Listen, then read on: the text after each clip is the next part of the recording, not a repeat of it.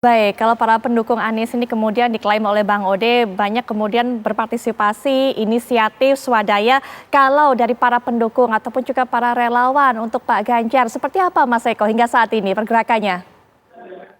Ya, sebetulnya sama ya. Relawan ini kan adalah inisiatif politik masyarakat yang barangkali sebagian orang tidak tertampung dalam kanal-kanal partai politik. Jadi kita ingin berpartisipasi dalam pilpres, tapi kita bukan anggota partai, kita bukan aktivis partai, sehingga kita bisa membentuk organisasi yang cair ya, organisasi yang secara struktural cair.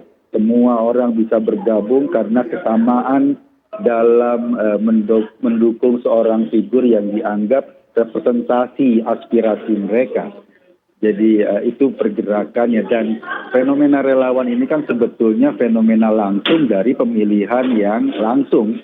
Ketika presiden di Indonesia mulai dipilih secara langsung, maka banyak masyarakat yang juga bergerak menyalurkan aspirasi politiknya dan kemudian mengorganisir diri dalam bentuk relawan. Makin ke sini ketika pemilihan langsung pertama, kemudian sekarang pemilihan langsung periode ketiga setelah Presiden Pak SBY, Pak Jokowi, lalu sekarang berikutnya di 2024 ini fenomena relawan bahwa partisipasi masyarakat makin terasa dibutuhkan dalam demokrasi kita, sehingga ini ruang yang dimanfaatkan oleh kita sebagai anggota masyarakat untuk berpartisipasi dalam politik, sehingga kita nggak cuma menjadi masyarakat yang suaranya dibutuhkan pada saat pemilu doang, tetapi kita bisa menitipkan aspirasi sejak awal pada calon-calon kita, kepada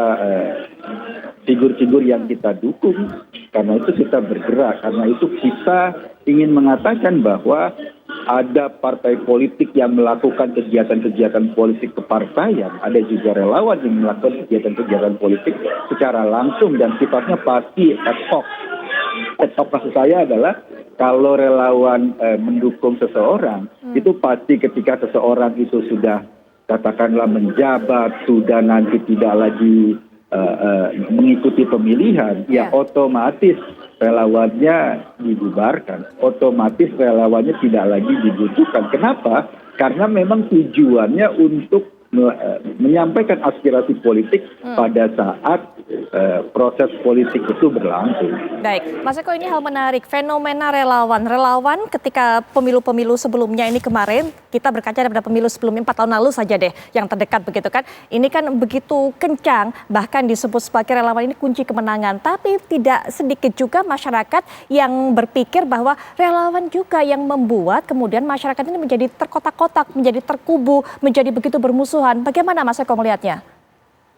Ya kalau kita lihat kan ada relawan atau tidak, yang namanya pemilu ya pasti orang beda pendapat, beda pandangan, beda pilihan politik, itu biasa. Kalau kita tidak beda pandangan, beda pilihan politik, maka nggak ada pemilu. Selama ini kan kita berapa kali sih bikin pemilu, udah 500 sekian kabupaten kota melakukan pilkada apa. Indonesia biasa-biasa aja, nggak ada yang terpecah kecuali Jakarta kemarin kan. Pemilunya itu sampai panas sekali, tapi overall relatif seluruh Indonesia itu biasa-biasa saja. Dan itu semuanya, semua calon bupati, semua calon gubernur itu punya relawan juga, dan kita biasa-biasa aja sampai sekarang. Baik, perbedaan itu hal yang biasa, tapi seperti yang kata-kata tadi banyak yang mengklaim kemudian permusuhan itu diakibatkan adanya relawan-relawan yang kemudian harga mati membela salah satu capres, membela salah satu pasangan begitu, tapi kemudian meniadakan pasangan lainnya atau kemudian menjelek-jelekan pasangan lainnya. Nanti mungkin juga bisa diberikan pandangan mengenai hal ini Bang Noel, kemudian juga Bang Laude, tapi sesaat lagi kami segera kembali.